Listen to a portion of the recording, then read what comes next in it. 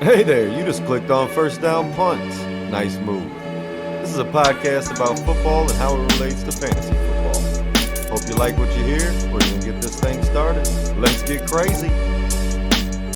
And welcome in to another episode of First Down Punts. I'm your host, Coach Chris, and today we're going to be going over our Week 1 review, going over all the Sunday games, a Sunday night and a Monday night game, as well as our Thursday preview. For the Washington and Green Bay game coming up on Thursday here. So we're going to get into this, starting off with the first game on Sunday, Cardinals and Saints. That'll be Arizona wins 20-13. Biggest thing about this game, Kyler Murray not super productive. He had 2 touchdowns, but only threw for 163 yards, had 38 yards rushing. For the Saints side, Juwan Johnson, Chris Olave, and Alvin Kamara were all fantasy productive. I won't say like, oh, they're number one guys, but they are definitely guys you can be playing, especially Juwan Johnson, who had 11 targets. Kamara had a touchdown for him. And then Marvin Harrison Jr. got a touchdown. McBride's still good. He's still awesome. And Connor and Benson pretty much split the backfield touches, which is a little concerning for Connor if you paid up on him a little bit. But definitely something to pay attention to. We'll get on our next game, the Dolphins and Colts. This was the game between the two coaches on the hot seats. I had Steichen at number 1 and McDaniels at number 2. What a fool I am. Mike McDaniel might not make it to week 4 if Miami comes out and plays like they did last week. It was a disaster. I don't know what the hell they were planning on doing. And then Tua comes out talking about, well, I'm going to see how my teammates respond. Tua, you suck, dude. You were part of the problem. That's all there is to it. Your whole team needs to look at itself in the mirror. I don't care if you're mad at the coach. I don't care if you're mad at the GM. I don't care if you're mad at the owner. Have some damn pride in how you show up to play football every week.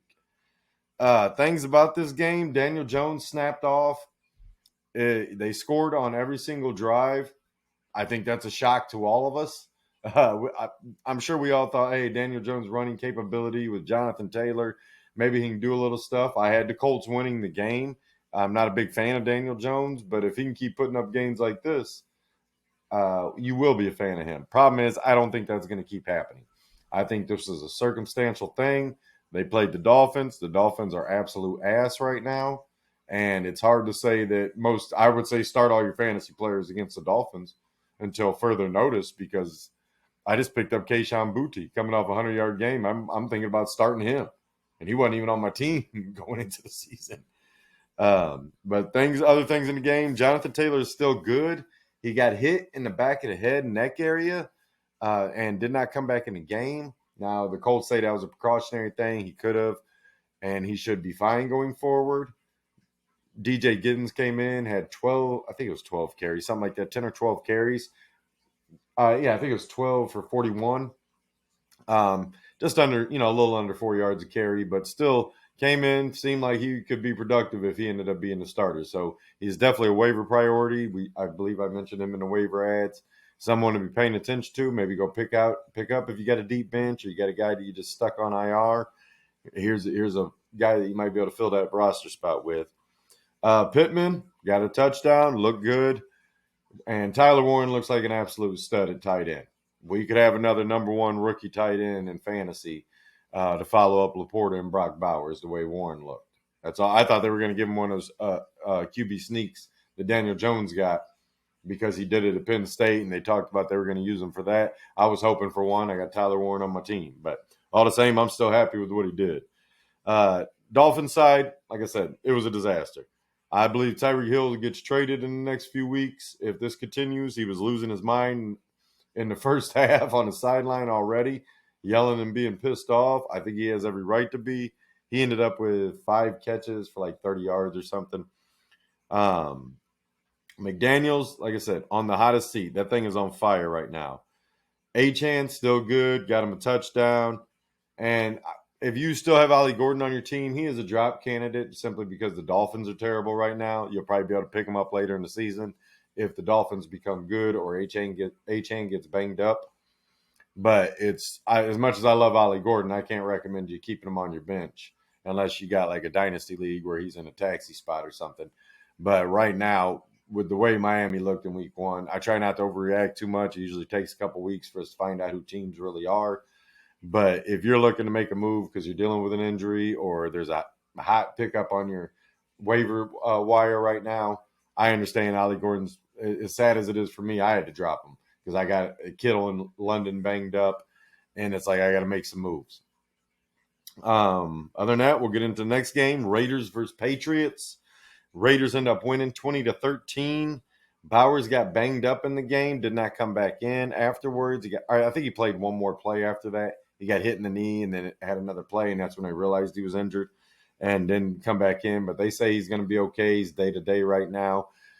Possible that he misses this week just as a precaution, especially the way Mayer looked. He looked like he was ready to play football, which is what I think most people have been expecting since he got out of Notre Dame.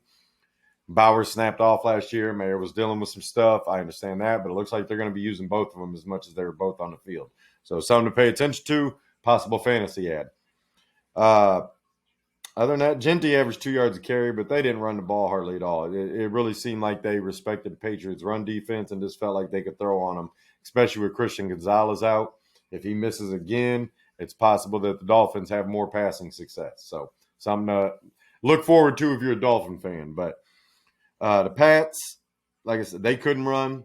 May looked okay, but not recommending starting him yet unless you're in like a 16-team 2 QB league. I understand that. But Geno, I think you can start just fine. He had plenty of yards. You'd like him to see get some more touchdowns. But all the same, he was throwing the ball all over the place and has plenty of weapons out there. Dante Thornton, he only had 2 for 45, but I think you could see the potential. I think he's a hold right now. You're not starting him. You're not dropping him unless you're in just like terrible injury position.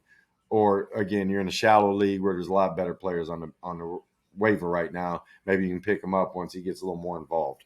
Keyshawn Boutte for the Pats had 6 for 100. I think it was 304 yards. And he finished last season really well with Drake May, so it's possible he's going to be a fantasy stud. Like I said, I picked him up.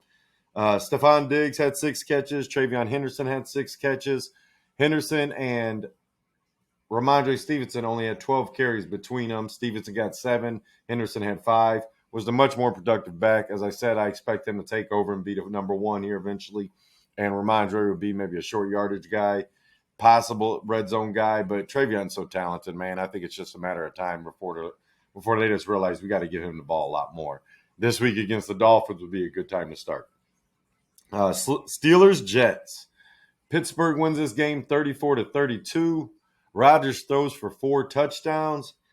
But I kind of feel like the Jets lost this game as opposed. I mean, I know Rodgers throwing for 4 touchdowns. One was a little shuffle pass right to Jonnu Smith crossing in front of him. It was a snap and tap type play. You see it with Mahomes all the time. It was a nice play drawn up, and Arthur Smith just loves Jonnu Smith, man.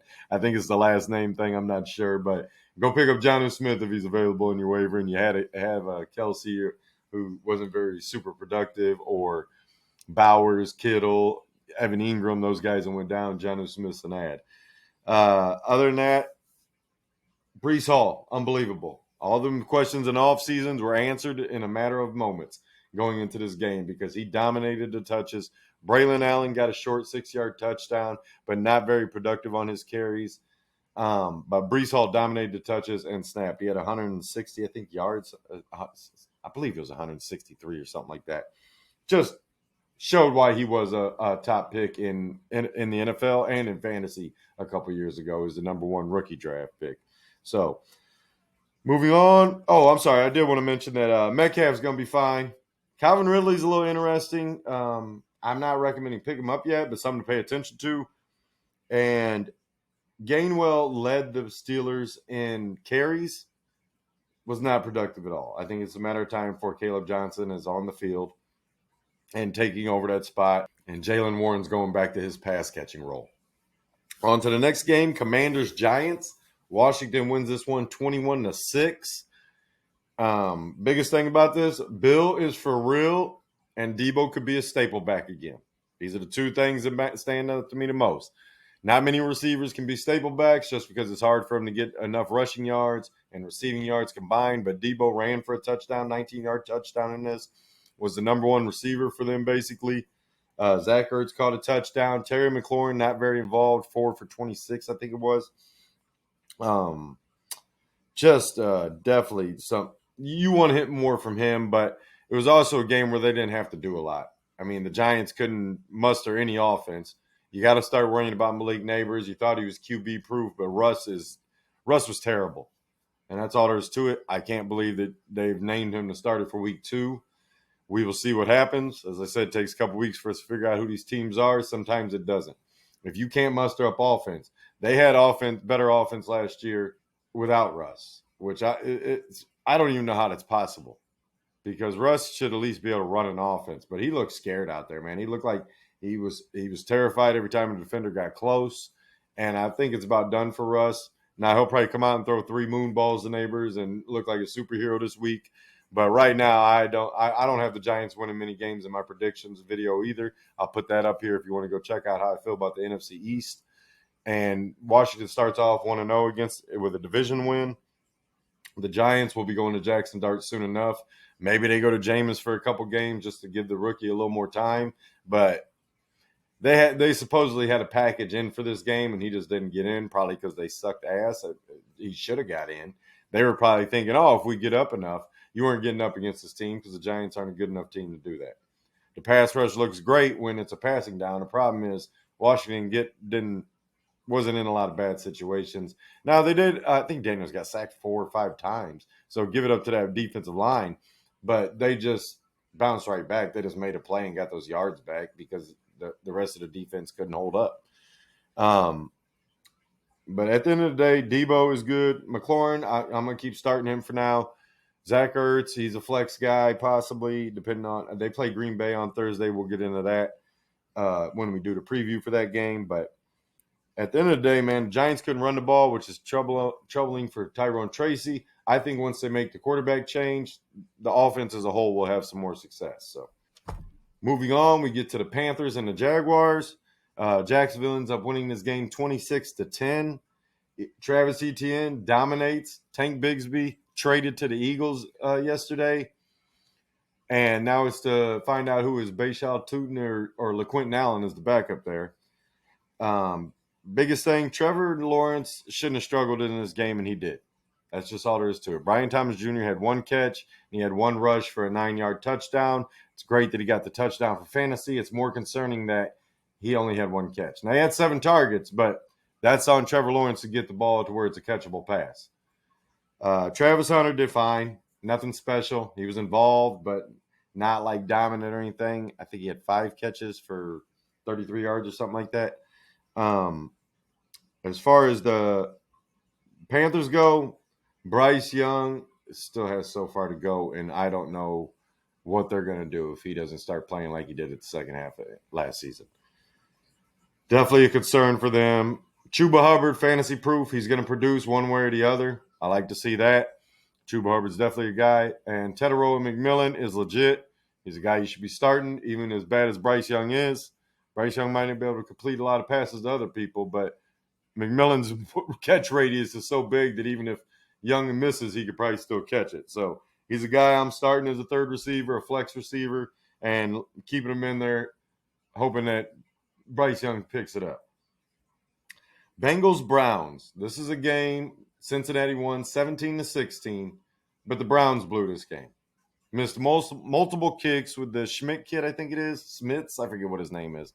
He's a young kicker, but struggled, needless to say. The defense played incredible. Burrow only had like 170 yards passing or 160 yards passing. Jamar Chase didn't do much. T. Higgins didn't do much. Chase Brown, this guy's going to be fantasy gold. I already told you. It wasn't like he dominated or anything, but he is just involved all over the place. You're going to love having him. The Browns, Flacco is the new Ryan Fitzpatrick. That's what I wrote down. He is going to wing it, and he is going to throw touchdowns, and he's going to throw interceptions, and they're just going to live with it until they decide to change somebody or until he stops doing it. But the pass-catching options, Jerry Jeudy didn't have a big day, but Cedric Tillman, Harold Fannin, both had great days. Njoku and Jeudy were quiet. I expect them to get a little more involved next week. Dylan Sampson is going to be the RB1 this week in my mind. Jerome Ford, he's probably a drop candidate because Junkins is signed, is practicing tomorrow. at the first practice of the week, and it will probably be Judkins and Sampson next week. It'll probably be mostly Sampson though, so he'd be the recommended start in your flex spot, your third running back, and Judkins will be a guy to wait a week on, see how it works out. Him and Ford might still split those between the 20s carries, but definitely something to be paying attention to. But at the end of the day, I don't have the Browns winning a lot of games. I believe they will eventually change to a different quarterback. But right now, if Flacco's in, those pass catches, you could feel comfortable starting them as a third receivers, number 2 tight ends, or maybe a number 1 tight end with Fannin or Njoku, depending on how that goes moving forward. But Njoku's definitely I'm not just, I'm out on Njoku or side. Now, he's a trade candidate if Fannin keeps balling because Fannin was all over. He was lined up in the slot. He was lined up in the in line. He lined up in the backfield.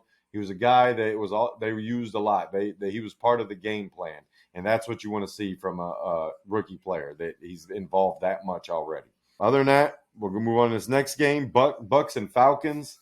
This was a good game if you enjoy football. Wasn't a good game for fantasy, but it was a good game if you enjoy football. It was a great day if you were a Mika Ibuka or a fantasy owner of his, because he had 2 touchdowns, including the game winner, where apparently he called his own shot on the post.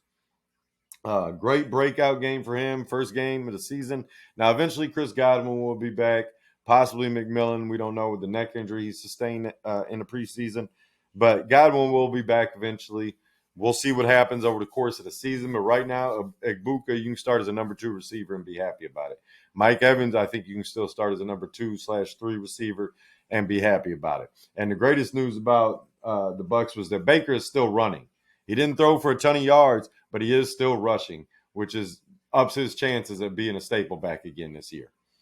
On the Falcons side, Michael Penix is him, man. The Falcons lost this game. Drake London gets hurt trying to catch a pass in the end zone.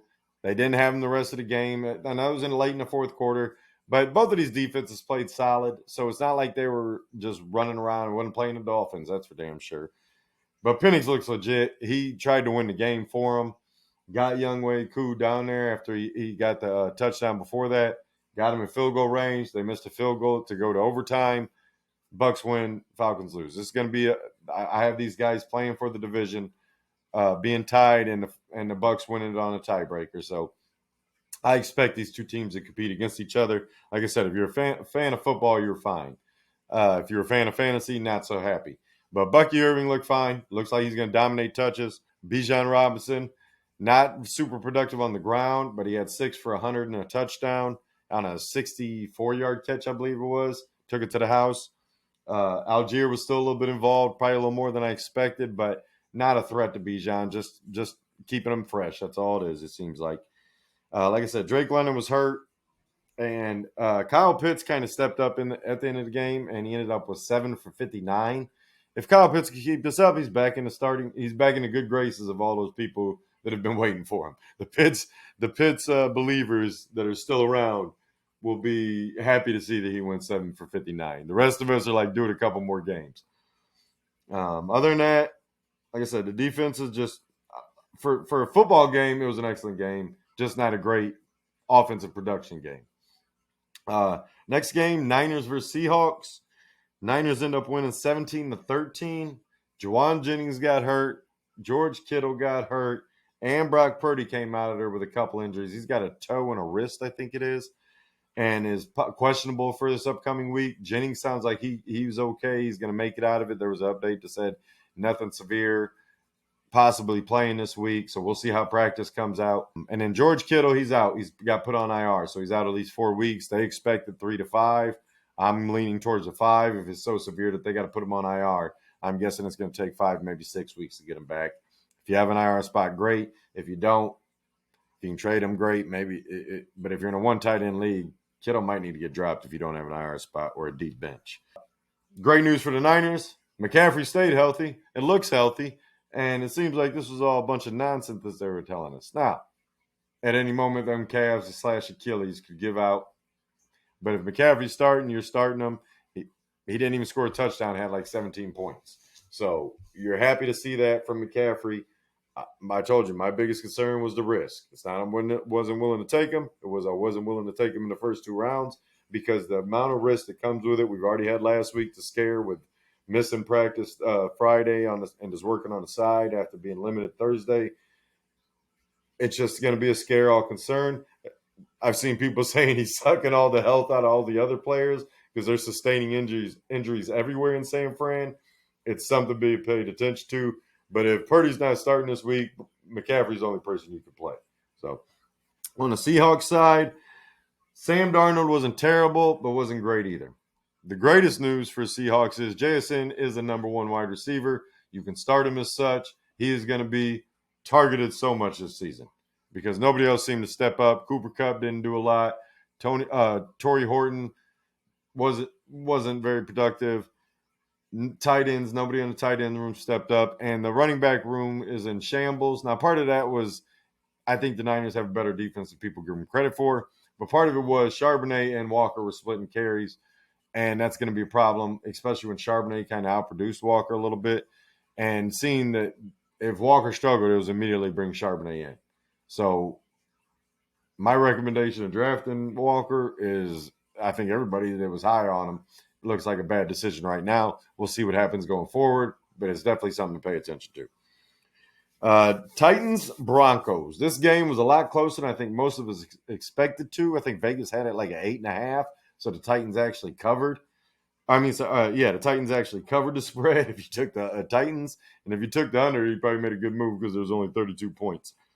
But Denver wins this 20-12. Knicks was terrible, had 3 turnovers, and somehow they still won, which lets you know how good that defense is. Cam Ward, he's going to be all right. I told you this was a rough start for him. He did not play well. I didn't expect him to play well against this Broncos defense. That's all there is to it. And if you look at it, Calvin Ridley, not very productive. Good news is Alec Maynard looks like he is going to be a legit number 2 for the Titans. The bigger problem is the coach Callahan there doesn't even know the damn rules when it comes to challenging what a catch is. Now, we've had our issues about what is a catch and what isn't a catch. But knowing the rule that it's either 2 feet or anything but the hand counts as an inbounds. And for Maynard's elbow to hit and him to not know he could challenge that and make it a complete catch, Titans could have had a chance to win this game if he had challenged it. They didn't. He loses. I think that's Callahan, you're going to get put on the hot seat here. We gave a couple more mental errors like that because this is your job is to know those rules, knowing what you can and cannot challenge. As a head coach, that's your job. That's all there is to it.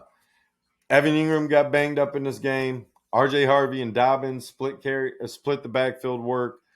Dobbins looks like the better runner right now. Just looks like the more productive runner, I should say.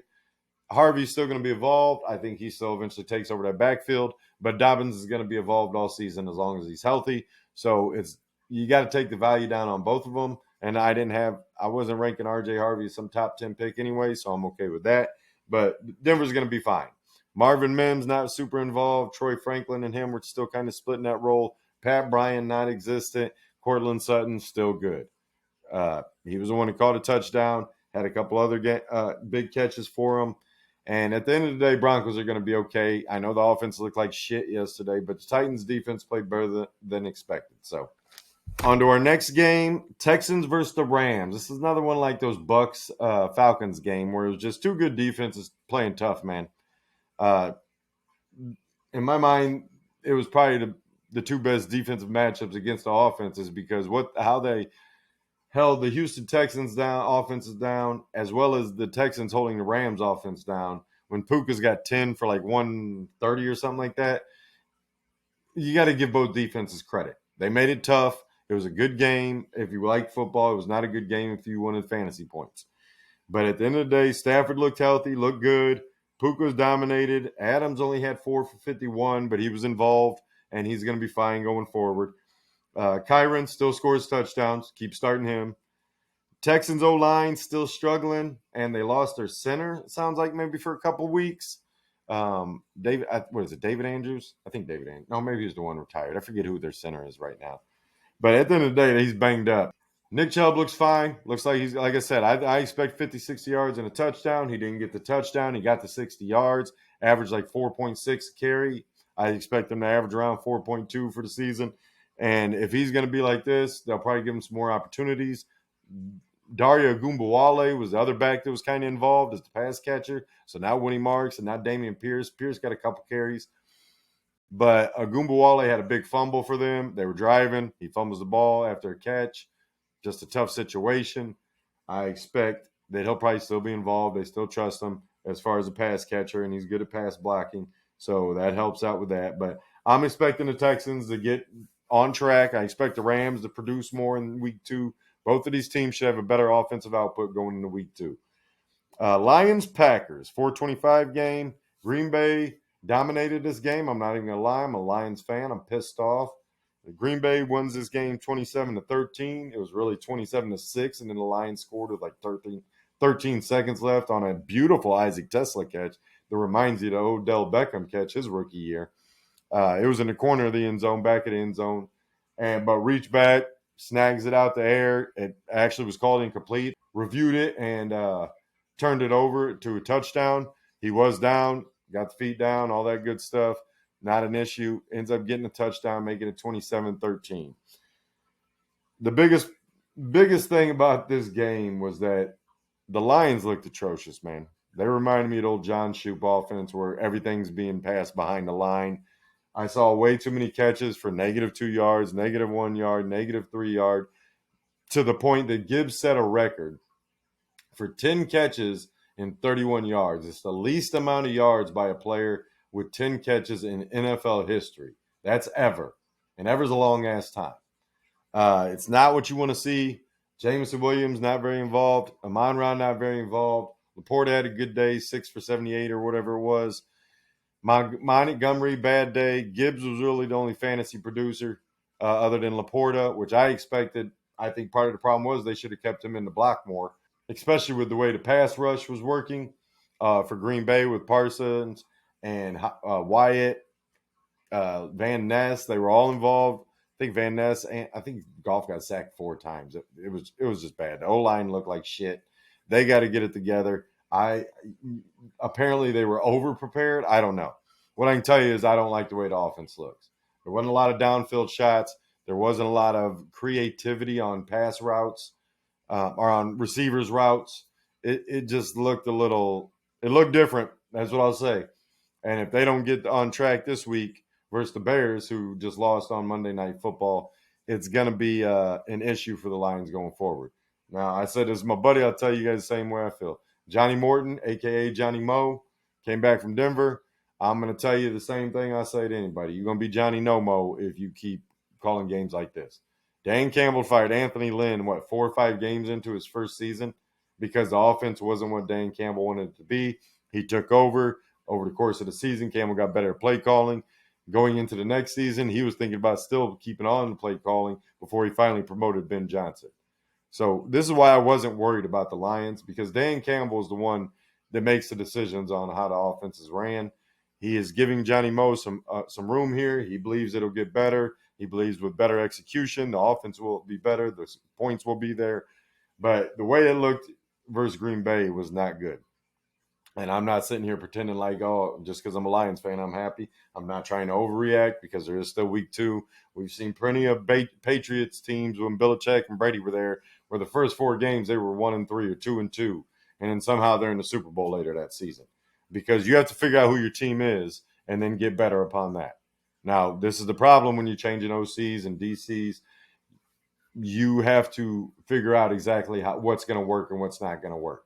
And until you got live bullets flying by you with real defensive on the other side coming after you, you're not going to see exactly what works. So going forward, I expect the Lions to get it corrected. Maybe not be the 33-point a game that they were last year, which I didn't expect them to be. That they were on a record pace for that. I'm guessing they're going to be scoring around more like 27-28. But they got to get on pace. They got to get going. They got to get rolling. That's all there is to it. Next week, we got to see them come out and punch the Bears in the mouth. That's all there is to it. As far as the Packers go, Love looked great. Josh Jacobs, still awesome. Micah Parsons clearly was healthy. Some more nonsense. Oh, my back, my neck and my back. But somehow I still got a sack and could chase Jared Goff down at full speed. Didn't play a ton in the first half, played a lot more in the second half, but looks healthy out there rushing the passer. And once Green Bay got up, he was ears back. You know what they say, pin the ears back, get going. So we'll see what happens.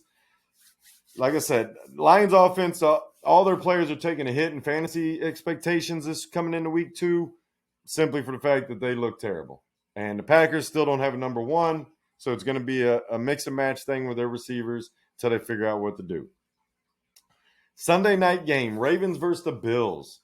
Fireworks, baby. There was points scored forever. I'm not going to lie to you. When DeAndre Hopkins scored his touchdown and they went up 40 to, 24, I think, or 25, I thought this game was over.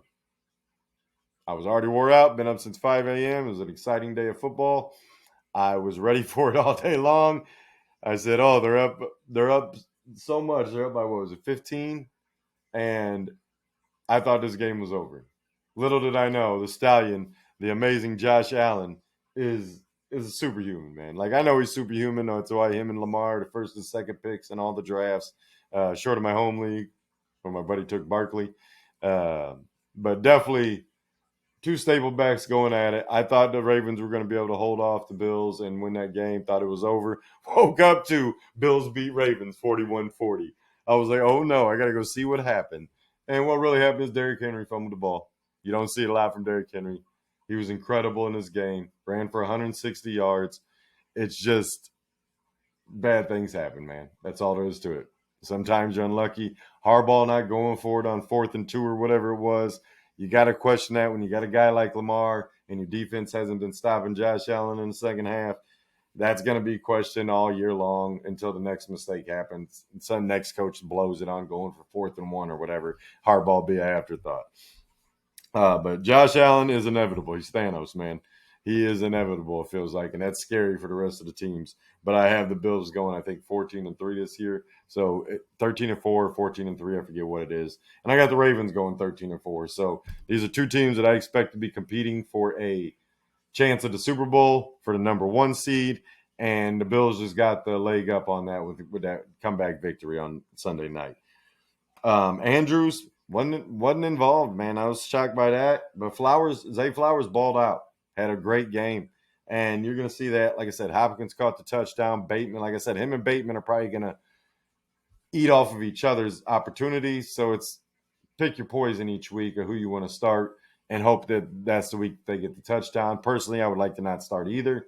We'll see what happens. Zay Flowers is fine. The other two, I'm going to try not to have to start either one except on a bye week or injury fill-in type thing. So as far as the Bills go, Keon Coleman snap, man. Khalil Shakir, not as productive. Josh Palmer, decent day, 5 for 67, 68, something like that. And going to be, like I said, a mixture of things. But Keon Coleman stepped up big for them, man. And Kincaid made an appearance in the end zone. You love to see that because that's what we wanted last year. He was banged up last year, though, so maybe he can have a resurgent year and come out and be the productive tight end we all expected him to be the last couple of years. Moving on to the Monday night game, Vikings versus the Bears. Oh, man. Is McCarthy the real deal? Let's ask that first. We'll get into that first. Is McCarthy the real deal? Played like shit in the first half, looked like a rookie. Second half, fourth quarter, looked like a stud. So the question is he the real deal? Here's what I can tell you. He looked a lot more comfortable once he got into the game. Bears were down, or Bears were up, though. What was it, 17-3 or something like 17-6, something like that. Pretty much from the second quarter on until the Vikings finally scored. And that's where my problem happened with, or I shouldn't say my problem, but my thought process went to, because the Vikings scored and immediately Caleb Williams, who had been Mr. Positive in a great mood all game while the Bears were leading, mind you, they got a defensive touchdown. It wasn't like the offense put up those 17 points. They got a pick six off of McCarthy in the first half. But the moment the Vikings scored that first touchdown to make it 17-13, Caleb Williams' demeanor changed. And that's why I say he's a front runner. That's why I say he lacks mental toughness. Because when they needed him to go put the game away and not give McCarthy an opportunity to come back and steal it, Caleb Williams failed miserably. Miserably. Had DJ Moore open, so open on a play, a blind man could have threw him the ball. And he didn't see it to the last second and then threw a wild-ass pass instead of just dropping it in on the bucket, man. Yes, the safety's coming over, but play it right. Either zip it in right to where he is or drop it over that safety's head because the safety's coming at a bad angle. All you got to do is pump, get that safety to bite a little more, drop it over the top. He completely missed the target to DJ Moore. Because even if Moore doesn't get the touchdown, he gets a first down, they're inside the 15, inside the 10, and they have an opportunity to just push the game out of reach. They did not get what they were wanting out of that. End up losing the game 27-24. McCarthy played, like I said, man, played really well in the second half. Played unbelievably well. Justin Jefferson didn't have a catch. I think he had one catch in the first quarter. Then he came alive. He is inevitable. He's like Josh Allen. This guy is QB proof. It does not matter who Kevin O'Connell puts a QB. If Justin Jefferson is out there, he's eventually going to score a touchdown, eventually going to be productive. Great finish by Minnesota, who had a rough start, but they started to shut down the Bears in the second half. Jordan Mason outproduced Aaron Jones on the ground. Jones was the better receiving back, actually got a receiving touchdown, but they were using Jordan Mason like a power back to bully the Bears defense, and he was doing really well at it. Bears defense looked good in the first half, fell apart in the second half. That's all there is to it. DeAndre Swift, he's still a third running back flex guy. He's not a very good running back. That's all there is to it. He can't hit a hole, man. He cannot make the decision to hit a hole. Great running back, or great receiving back for PPR leagues, half PPR leagues. Keep starting him. If you're in a standard league, for one, why are you in a standard league? There shouldn't even be standard leagues anymore. For two, if you are in a standard league, do not start DeAndre Swift. At the end of the day, that's what I feel about all those Sunday and Monday, Thursday, Friday games. The Chargers and the Eagles got their wins on Thursday and Friday, respectively. The biggest news out of those games was Jalen Hurts is awesome, Saquon Barkley is awesome, and CeeDee Lamb couldn't catch the ball half the time. And then the Chiefs-Chargers was Xavier Worthy got hurt, man. He's out for a while probably. Now, they still got him as day-to-day. I'm guessing he's going to miss 2 to 4 weeks. So let's get into our Thursday night preview between the Washington Commanders and the Green Bay Packers. Two teams that won last week. Commanders beat the Giants. Green Bay beat the Lions in decisive fashion in my mind. Our starts of the week for Washington, Jaden Daniels, Deebo Samuel, Bill, Ja'Cory Croskey-Merritt. Love Bill. Terry McLaurin, start again. I'm not sitting him yet. I'm not ready to sit him. I think he just had a slow game. And Zach Ertz is in that flex start. For Green Bay, Jordan Love, start, yes. Don't know who he's throwing to on a regular basis, but I know he's throwing it. Josh Jacobs, start him. He's a top 5 back. Tucker Kraft, he's going to be one of the guys that actually you can count on in that Green Bay offense. And start Brandon McManus, the Green Bay kicker, because I believe he's going to be called upon a little bit more than he was in week 1. I believe he could have three field goals, maybe 4. And just because Washington defense is going to play a little bit better, Washington's offense is going to play a little bit better than Detroit did. At least that's what I'm expecting. If that's the case, maybe they stop Green Bay a couple times. They don't get the touchdown. They got to kick a field goal. Still ends up being like a 28-21 game, 29-25, some weird scoregami. One that I expect the Commanders to win. My sits for this, the flex guys are Zach Ertz and Austin Eckler. And on the Green Bay side, Jaden Reed. He did catch a touchdown, had 4 for 25. He's not a full-time player. That's why he's a flex guy. He's still going to be a guy that is a weapon. And if he gets enough opportunities, there's a good chance he scores a touchdown. So my sits for Washington defense. I don't want to start their defense against that Green Bay offense. I just think they're going to be able to put – I just don't believe they're going to be able to put up enough of a fight against the Green Bay offense to really score you any fantasy points. Not a lot of sacks coming from them in week 1. So it's somebody I'd just say, if you can start a different defense, great. The kicker, Matt Gay, I'm not expecting him to do a lot. I think Washington's going to be able to score some touchdowns this game. And on the Green Bay side, Dontavian Wicks, Matthew Golden, and the Green Bay defense are all sits. The sleeper start for this is Romeo Doubs. I think he does get a touchdown in this game. I think that the DBs for Washington, while good, are not dominant. And if Doubs can get open, he's a big body guy. Jordan Love could look for him in the end zone. And I think he could get his touchdown this week. So other than that, guys, I hope you guys enjoy Thursday Night Football before our next video, which will be on Saturday. So got this one. If you didn't check out our other video about our waiver wire ads, I'll put a link here. You can click on that. Other than that, we're going to get out of here. Hope you have a good afternoon, good evening, good morning, whatever time you're watching. Till next time, I'm out. First down, punts.